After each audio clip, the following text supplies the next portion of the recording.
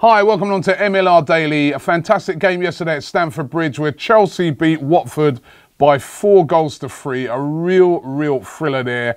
And it was a game where John Terry went from hero to zero, and he's at Stamford Bridge, back to hero again. I mean, fabulous game. Perfect start for all Chelsea fans with John Terry scoring the first goal. There have been a lot of changes in the game. You know, guys like Chalobah, Zuma, Begovic, lots and lots of players that wouldn't normally play figuring in the game. And as I said, John Terry getting off Chelsea to the perfect start, but then he went down the other end and it was his mistake that caused Watford to get back in the game. Chelsea went ahead again, Watford came back. Chelsea went ahead again, Watford came back. It was that type of game, brilliant. It was settled in the end by a fantastic goal by Cesc Fabregas, and Chelsea running out by winners by 4-3, and yet again showing their class. 90 points now in the Premier League for Chelsea. That's absolutely incredible. They have been brilliant this season, and they are the deserved champions. And what is going to happen to John Terry? I mean, he seemed to suggest afterwards that he may retire at the end of the season. You know, there's been talk of him going to China. There's been talk of him going to Southampton, to Bournemouth, several teams. But he seemed to suggest that, you know, maybe I might, you know, I'm going to sit down with my family, but I might even just call it a day. And, you know, it's really hard to see him playing at another club. He is so ingrained in Chelsea. Tonight it's all about the battle for the top four. Two teams in contention. The first one up, Manchester City.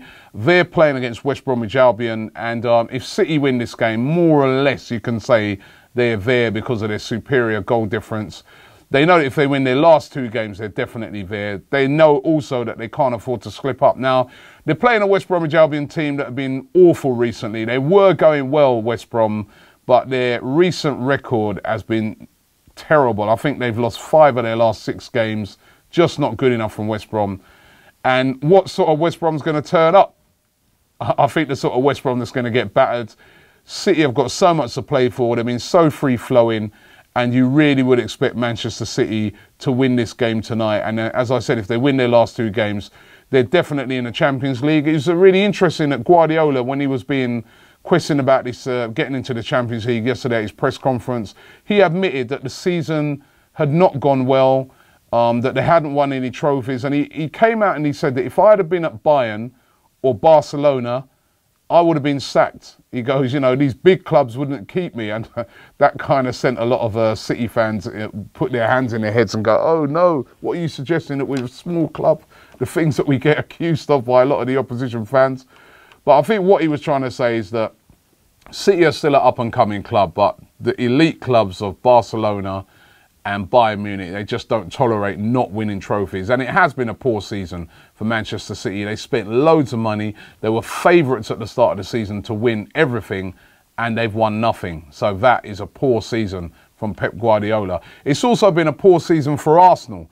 And again, they need to win their last 2 games to have any hope of getting into the Champions League. And even then, it's not in their hands. Very slim hopes. They play Sunderland tonight. They'll be hoping to get a win and also a hat full of goals so that they can sort of pull back some of the goal difference. Sunderland, of course, have got a lot of injuries at the moment. So, you know, David Moyes even suggesting that they may have to put out quite a few kids tonight.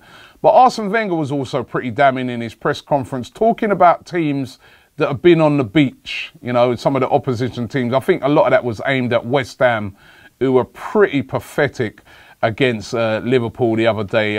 When you compared the performance by West Ham against Tottenham Hotspurs to the performance that they put in against Liverpool, I mean, it was chalk and cheese. However, what I would say is that Arsenal were on the beach at Christmas, you know, and they were terrible. Only just started performing recently, and you can't be blaming it on teams like West Ham and people like that. You know, we should have done the business, and I'm saying we because, you know, I'm a big Arsenal fan. We should have done the business ourselves.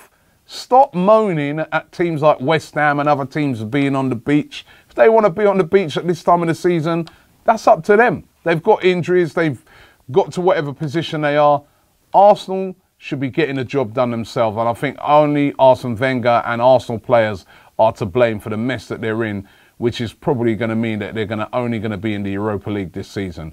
What do you guys think? Leave it in the comments below. Thanks for watching, and we'll be back tomorrow. Man like Robbie.